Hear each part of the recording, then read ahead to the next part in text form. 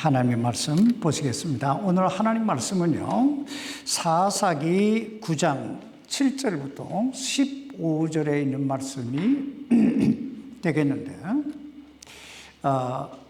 제가 설교하면서 계속 읽으면서 할 거니까 7절 말씀만 보십시다.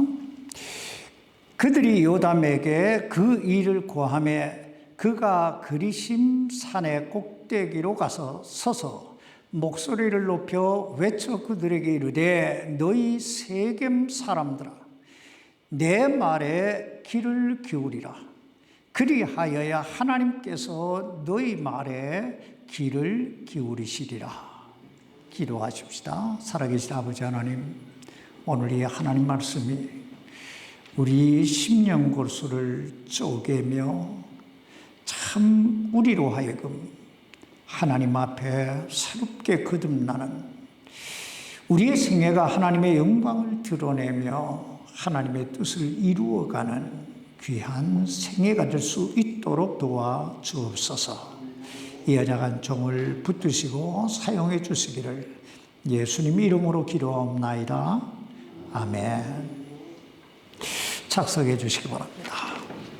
이 세상 모든 부모들은 그들 나름대로 당신의 자녀들에 대한 어떤 기대, 어떤 소망을 가지고 있을 것입니다. 내 아들은 이런 사람이 됐으면 좋겠다, 이렇게 살았으면 좋겠다, 내 딸은 이런 사람을 만났으면 좋겠다. 이런 기대감, 이런 소망감을 다 가지고 있을 거예요. 그런데 안타깝게도 그 자녀들 가운데는 그 부모의 그런 기대와 소망과는 전혀 다른 삶을 살아가는 자녀들도 있습니다. 그 대표적인 본보기가 바로 오늘 본문에 등장하고 있는 아비멜렉이라고 하는 기드온이 그의 처백에서 나온 아들일 것입니다. 우리가 지난 몇 주간을 통해 살펴봤듯이 기드온은 300명의 군사를 이끌고 13만 5천이라고 하는 엄청난 미디안 군대를 물리치고 자기 민족을 미디안의 압제에서 구해낸 이스라엘의 위대한 민족적 영웅이었습니다. 그러므로 이스라엘 백성들은 그 기드온을 찾아와서 자신들의 왕이 되어달라고, 아니 그 아들과 손자들까지도 자신들을 다스려달라고 요청합니다. 그때 기드온은 이 세상에 정말 우리가 듣기 어려운 이야기를 해요. 여기 사사기 8장 23절입니다. 기드온이 그들에게 이르되 내가 너희를 다스리지 아니하겠고 내 아들도 너희를 다스리지 아니할 것이요 주께서 너희를 다스리시리라. 여러분, 오늘날 자신이 왕이 되어보겠다고 하는 사람들이 얼마나 많습니까? 근데 기드온은 다스려 달라는데도, 왕이 되어 달라고 그렇게 요청하는데도 왕이 되지 않겠다고 말합니다. 다스리지 않겠다고 말합니다. 아니, 하나님께서 너희를 다스리시리라고 말합니다. 여러분, 기드온은 어떻게 이런 고백을 할 수 있었을까요? 우리는 그 이유를 두 가지로 요약해 볼 수 있는데요. 하나는 기드온은 자기 자신이 누구인가를 알았던 사람이에요. 또 하나는 기드온은 하나님이 누구신가를 알았던 사람이에요. 여러분, 기드온이 처음 하나님의 부르심을 받았을 때 그가 무엇을 하고 있었어요? 미디안 사람들이 두려워서 포도즙틀 그 곁에 숨어서 밀을 타작하고 있었어요. 다시 말하면 기드온도 이 세상 모든 사람들과 별반 다를 바 없는 그저 평범한 삶을 살았던 그런 사람이었다는 거예요. 그러나 그에게 하나님의 사자가 임하시게 되자 어떤 일이 일어나요? 강한 용사가 돼요. 그래서 300명의 군사를 이끌고 미디안의 13만 5천 명의 군대를 물리치고 승리를 하잖아요. 여러분, 그때 기드온이 무엇을 깨달았을까요? 무엇을 느꼈을까요? 아, 그렇다. 하나님밖에는 없구나. 하나님만이 나의 주인이시구나. 하나님만이 우리를 다스리셔야 하겠구나. 그래야 우리에게 소망이 있겠구나. 믿습니까? 그러므로 그는 단호하게 말합니다. 내가 너희를 다스리지 아니하겠고 내 아들도 너희를 다스리지 아니할 것이요 주께서 여호와께서 너희를 다스리시리라. 이건 일종의 기드온의 신앙 고백이에요. 그리고 그 아들들을 향한 유언과도 같은 메시지예요. 그런데 그 기드온이 죽자 기드온의 70명의 아들들 가운데 세겜에 있던 첨액에서 낳은 아들 아비멜렉이라고 하는 이 망나니가 일어나서 그 아버지 기드온의 유훈을 무시하고 자신이 왕이 되어보겠다고 그 형제 70명을 한자리에 모아놓고 다 죽이는 엄청난 만행을 저지릅니다. 그런데 다행스럽게도 그 기드온의 아들들 가운데 살아난 사람이 있었는데 그가 바로 오늘 본문에 나오는 기드온의 막내 아들 요담이라는 사람이었습니다.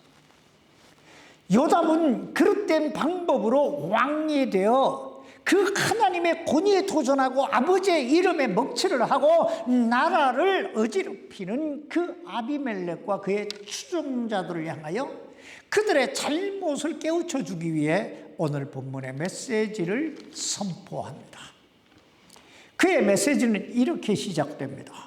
사사기 9장 8절로 9절 말씀 보시기 바랍니다. 한 번은 나무들이 나가서 기름을 부어 자기들을 다스릴 왕으로 삼으려고 올리브 나무에게 이르되 너는 우리를 통치하라 하였으나 올리브 나무가 그들에게 이르되 그들이 나를 가지고 내 기름으로 하나님과 사람을 존귀하게 하거늘 내가 내 기름을 버리고 가서 나무들 위에 올라서리요 하니라. 이 말씀 좀 쉽게 풀이하면 이런 뜻이에요. 하루는 나무들이 올리브 나무를 찾아와서 우리들의 왕이 되어달라고 요청을 합니다. 그런데 그 말을 들은 올리브 나무가 저들에게 이렇게 말해요. 나는 내가 해야 할 일이 따로 있습니다. 내가 해야 할 일은 내 기름으로 하나님과 사람들을 존귀하게 하는 일입니다. 그런데 내가 어떻게 그 놀라운 사명을 저버리고 그 나무들 위에 왕이 돼서 꼭두가시 노릇을 하겠느냐는 거예요. 그러자 나무들이 이번에는 무화과 나무를 찾아가서 자신들의 왕이 되어줄 것을 요청합니다. 10절로 11절입니다. 나무들이 또 포도나무에게 무화과 나무를 찾아가서 무화과 나무에게 이르되 너는 와서 우리를 통치하라 하였으나 무화과 나무가 그들에게 이르되 내가 나의 단 것과 나의 아름다운 열매를 버리고 가서 나무들 위에 올라서리요 하니라. 한마디로 무화과 나무 역시 자기는 자기가 해야 할 일이 따로 있다고 말하는 거예요. 그러므로 왕이 될 수 없다는 거예요. 그래서 나무들이 이번에는 포도나무를 찾아가요. 12절로 13절입니다. 이에 나무들이 또 포도나무에게 이르되 너는 와서 우리를 통치하라 하니 포도나무가 그들에게 이르되 내가 하나님과 사람을 기쁘게 하는 내 포도즙을 버리고 가서 나무들 위에 올라서리요 하니라. 포도나무 역시 자신은 자신이 해야 할 일이 따로 있다고 말하는 거예요. 그래서 나무들이 이번에는 가시나무를 찾아가서 자신들을 통치해 달라고 요청합니다. 여기 14절로 15절입니다. 이에 모든 나무가 가시나무에게 이르되 너는 와서 우리를 통치하라 하니 가시나무가 나무들에게 이르되 너희가 참으로 내게 기름을 부어 너희를 다스릴 왕으로 삼으려 하거든 와서 내 그림자를 신뢰하라. 그리하지 아니하면 가시나무에서 불이 나와 레바논의 백향목을 삼킬 것이니라 하였느니라. 한마디로 이제부터 나의 지배를 받으라는 거예요. 만약 그리하지 아니하면 무서운 형벌로 다스리겠다는 거예요. 중국 격언에 이런 말이 있습니다. 두 사람이 동행할 때 그 동행하는 사람이 선한 사람이든 악한 사람이든 반드시 배울 것이 있다. 즉 우리가 선한 사람과 동행할 때 그 선한 사람의 선한 행실을 보면서 어떤 교훈을 받게 될까요? 아, 나도 이 사람처럼 선한 행실을 선하게 살아야 되겠구나 하는 교훈을 받게 되겠죠. 그러면 악한 행실을 행하는 사람과 동행할 때는 어떤 교훈을 받게 될까요? 아, 나도 이제부터 이 사람처럼 악하게 살아야 되겠다. 이런 교훈을 받게 될까요? 아니지요. 아니지요. 아, 이렇게 살지 말아야 되겠다. 이 사람처럼 이렇게 이기적으로 악하게 이렇게 살지 말아야 되겠다 하는 교훈을 받게 되잖아요. 그렇다면 오늘 우리는 이 메시지를 통해 어떤 교훈을 받아야 할까요? 첫째, 자신의 본분을 망각한 자신의 본분, 자신이 해야 될 그 본분을 망각한 이기적인 사람은 자신의 인생을 엄청난 비극의 나락으로 이끌어갈 수 있다는 거예요. 자신의 본분을 망각하면 자신의 인생 전체를 비극적으로 만들어 간다는 거예요. 여러분, 제가 아까 광고 시간에도 잠깐 말씀드렸지만은 사람이 사는 목적이 무엇이라고요? 사람이 사는 목적은 하나님 사랑하고 그리고 다른 사람을 내 몸과 같이 사랑하는 거예요. 그런데 그 본분을 망각하게 되면요, 사람이 이기적이 되는 거예요. 자기 중심적이 되는 거예요. 자기 중심적이 되면 다른 사람뿐만 아니라 결국은 자기 자신을 망쳐버리게 되는 거예요. 우리가 조금 전에 봤듯이 올리브 나무나 여기 무화과 나무나 포도나무의 대답을 한번 잘 생각해 보세요. 나무들이 찾아와서 자신들의 왕이 되어달라고, 자신들을 통치해달라고 요청하자 저들이 뭐라고 대답합니까? 올리브 나무는 이렇게 대답해요. 내 기름으로 하나님과 사람을 존귀하게 하거늘. 내가 내 기름을 버리고 어떻게 그 나무들 위에 올라가리요?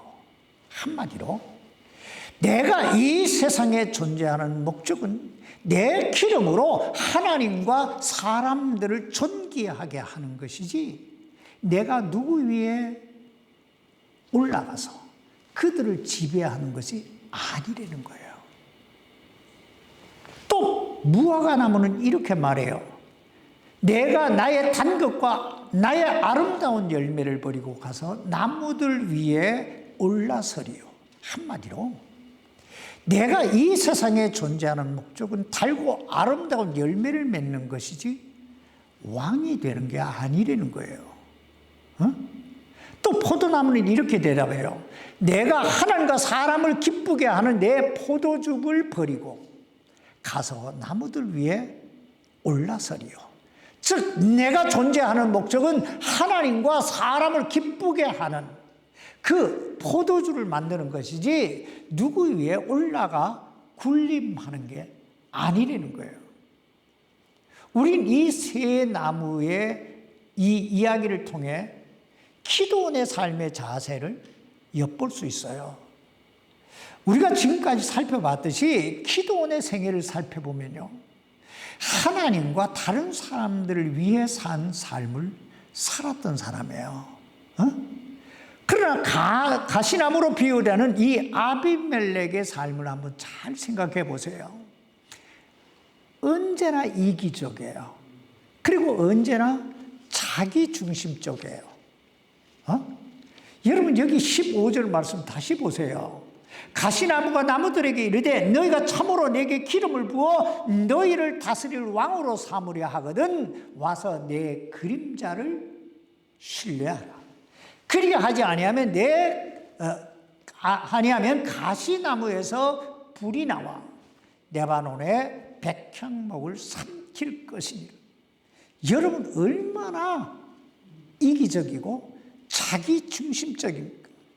내 그림자를 신뢰하라는 말은 한마디로 내 지배를 받으라는 거예요. 만약 그리하지 아니하면 가시나무에서 불이 나와서 레바논의 백향목, 즉 이스라엘 이 민족을 삼켜버리겠다는 거예요.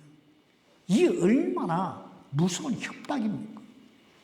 그런데 우리가 여기서 한 가지 기억해 두어야 할 것이 있는데, 이처럼 이기적이고 자기중심적이고 하나님 없이 사는 인생은요,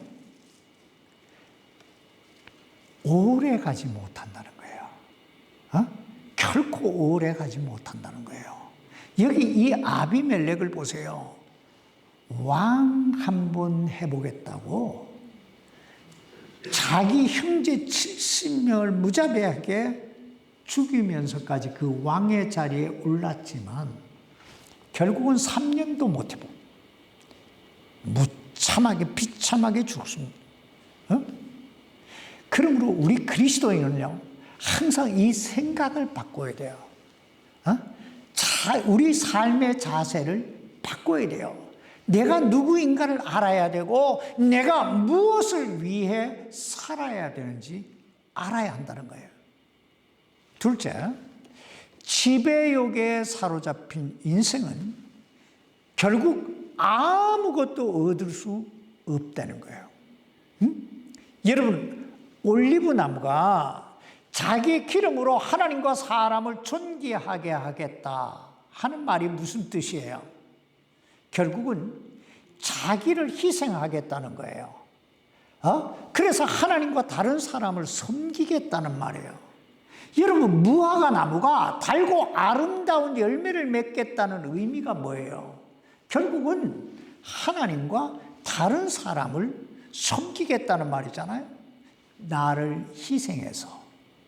또 포도나무가 하나님과 사람을 기쁘게 하는 그 포도즙을 내겠다 하는 말이 뭐예요? 자기를 희생하겠다는 말이에요. 섬기겠다는 말이에요. 그러나 가시나무를 한번 생각해 보세요. 가시나무가 하나님과 사람을 위해 기여할 수 있는 게 뭘까요? 사실 하나도 없어요. 찌르는 것밖에 없어요. 피보게 하는 일밖에는 없어요. 와서 내 그늘 아래 내 그림자를 신뢰하라 이렇게 말하고는 있지만 가시나무 곁에 가면 갈수록 어떻게 될까요? 안식이 주어질까요? 고통만 더할 뿐입니다. 게다가 그리하지 아니하면 어떻게 하겠대요? 가시나무에서 불이 나와서 삼켜버리겠다. 마치 요즘 정치하는 사람들, 우리나라 정치인들을 보는 것 같아요. 내 마음에 안 들면 다 어떻게 탄핵해버리고, 다 어떻게 법도 바꿔버리고, 뭐 다 해보겠다는 게, 자기들이 아니면 다 나라가 망해버린다고 말하고 있는 거예요. 사실 이런 사람들이 정권을 잡게 되면요, 많은 사람이 힘들어져요. 그러므로 주님 말씀하시는 거예요. 너희 중에 누구든지 으뜸이 되고자 하는 자는 어떻게 되라고요? 너희의 종이 되고. 그러면서 주님이 이렇게 말씀해요. 인자에 온 것은 섬김을 받으려 함이 아니라 오히려 섬기랴. 오히려 섬기랴. 자기 생명을 많은 사람의 대속물로 주려 함이니라. 그렇습니다. 우리 주님은 섬김을 받기 위해 이 땅에 오신 분이 아니에요.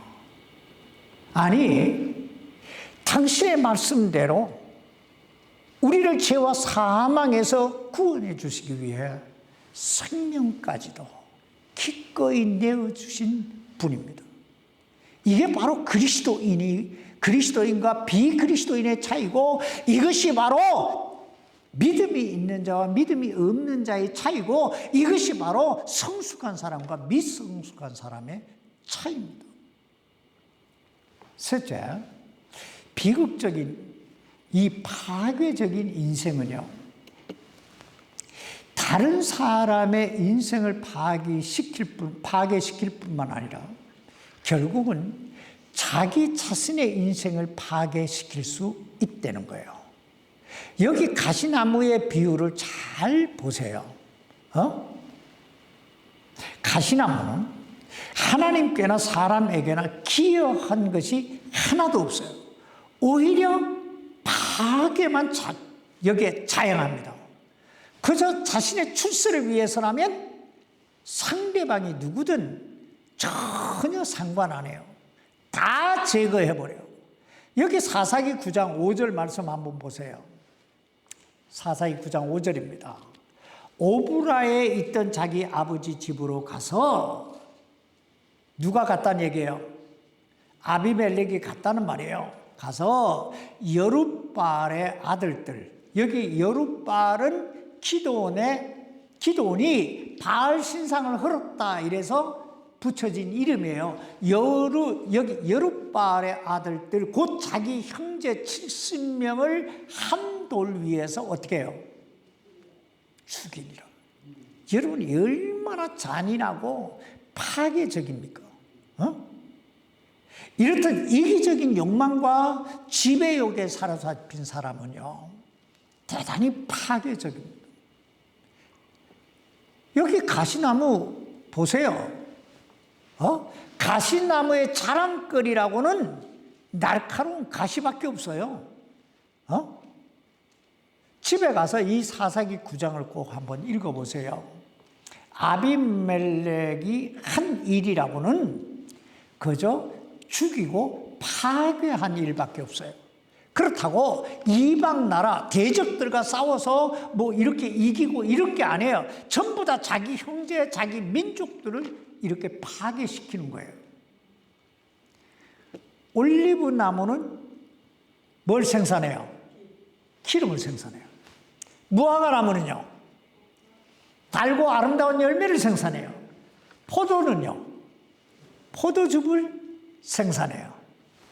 가시나무는요, 그저 파괴하고 피 흘리는 것밖에 없어요. 오늘 이 말씀 앞에서 한번 우리의 삶을 되돌아보시기 바랍니다. 과연 나의 삶은 생산적인가? 파괴적인가? 제가 이렇게 말씀드리니까 뭐 생산적이다, 파괴적이다 하는 말이 대단한 말같이 들릴지 몰라도 아주 지극히 평범하고 사소한 일상에서 우리는 얼마든지 생산적일 수도 있고 파괴적일 수도 있습니다. 예를 들면 우리의 대화 중에 어떤 사람이 거론됐을 때 나는 그 사람에 대해 비판적인가? 아니면 그 사람의 허물이나 약점을 덮어주고 그 사람을 위해 기도해 주는 사람인가?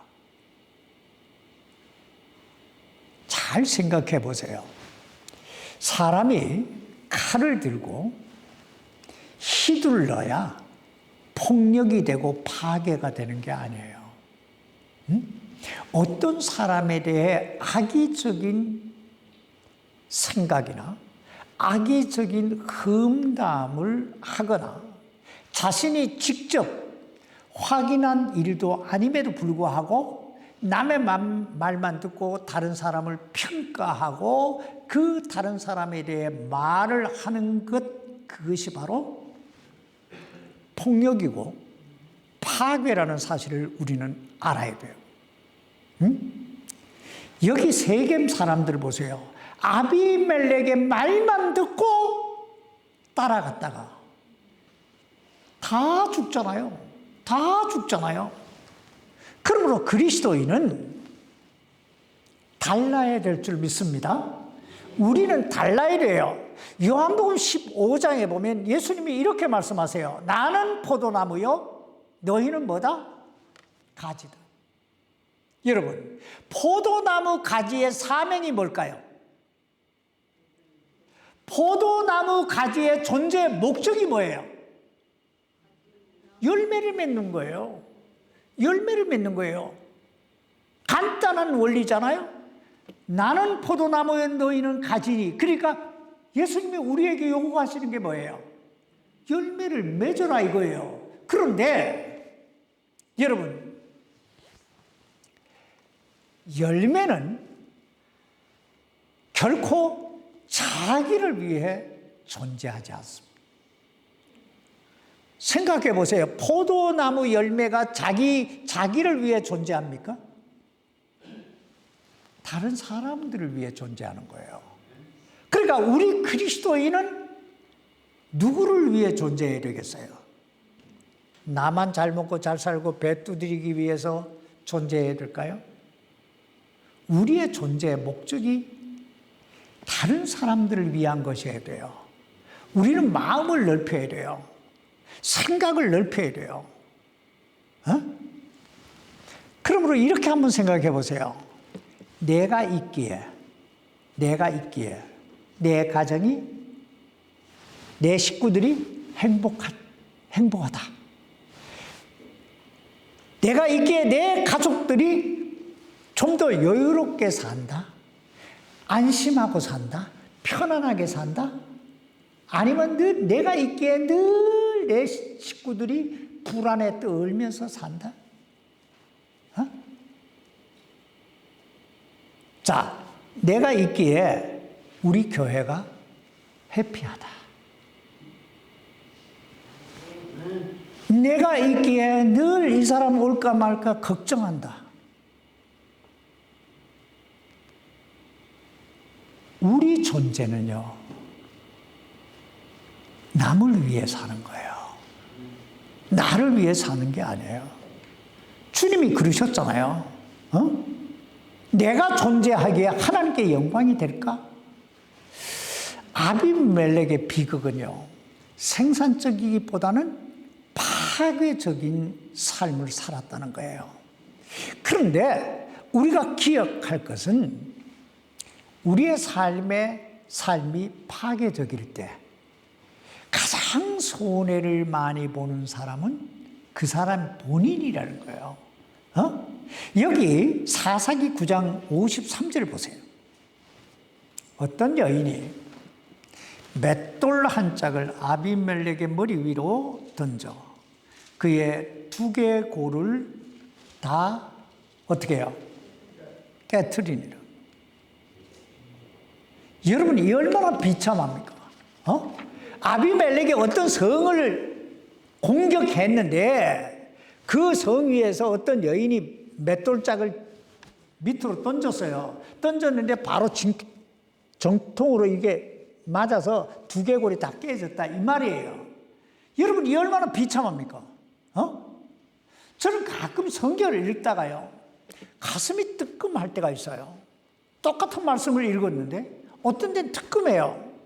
그 말씀 중에 대표적인 말씀이 뭐냐면 심은 대로 거두리라, 이 말씀이에요. 여러분, 아비멜렉이 그 형제들을 어디서 죽입니까? 돌 위에서 죽여요. 그러면 아비멜렉이 뭐에 맞아 죽어요? 돌에 맞아. 심은 대로 거두잖아요. 심은 대로 거두잖아요. 근데 이보다 더 안타까운 말씀이요, 54절에 나와요. 보세요. 그때 자기가 자기의 병기 든 자 청년을 급히 불러 그에게 이르되 내 칼을 빼어 나를 죽이라. 사람들이 나를 가르쳐 이르기를 여인이 그를 죽였다 하지 못하게 하려 하노라 하니 그의 청년이 그를 찌르매 그가 죽으니라. 제가 이 말씀을 보면서 참 안타깝다고 여긴 이유가요, 뭐냐면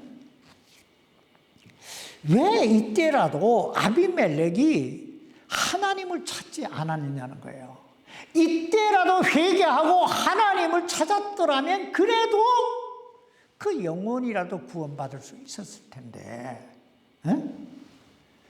근데 아비멜렉은요, 끝까지 철저하게 인간적이에요. 여기 보세요. 죽으면서도 하나님보다 사람들을 더 의식하잖아요. 여러분, 하나님을 의식하지 못하면 어디 가요?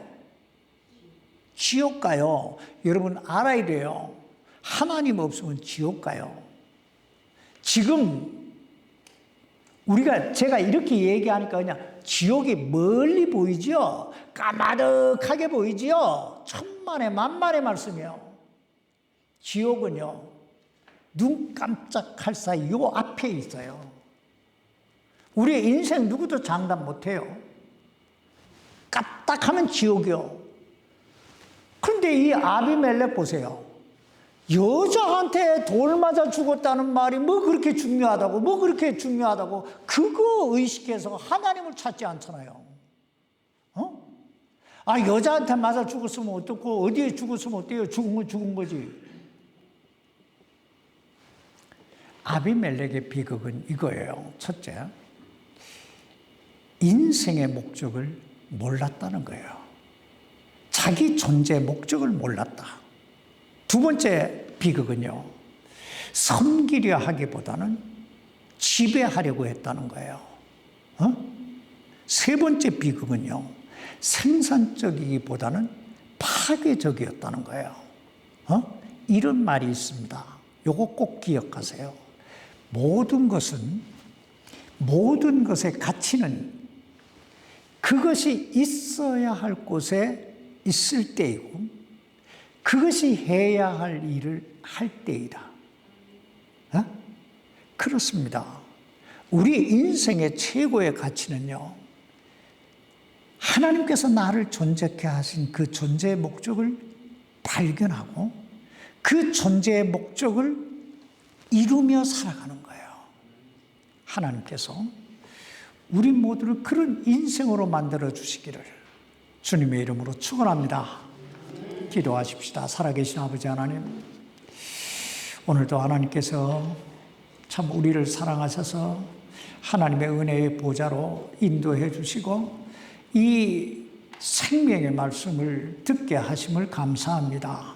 이제 우리가 하나님의 아들과 하나님의 딸답게 듣기만 한 자들이 아니라 이 말씀대로 행하는 자들이 되게 하셔서 우리 인생이 하나님 보시기에 가장 가치로운 그런 인생이 될 수 있도록 아버지 도와 주옵소서. 하나님께서 참 여기 머리 숙여 기도하는 우리 성도들, 그들의 형편 사정 다 아시오니 저들의 간구의 목소리에 다 귀를 기울이시고 예수 이름으로 응답해 주시옵소서. 예수님 이름으로 기도하옵나이다. 아멘.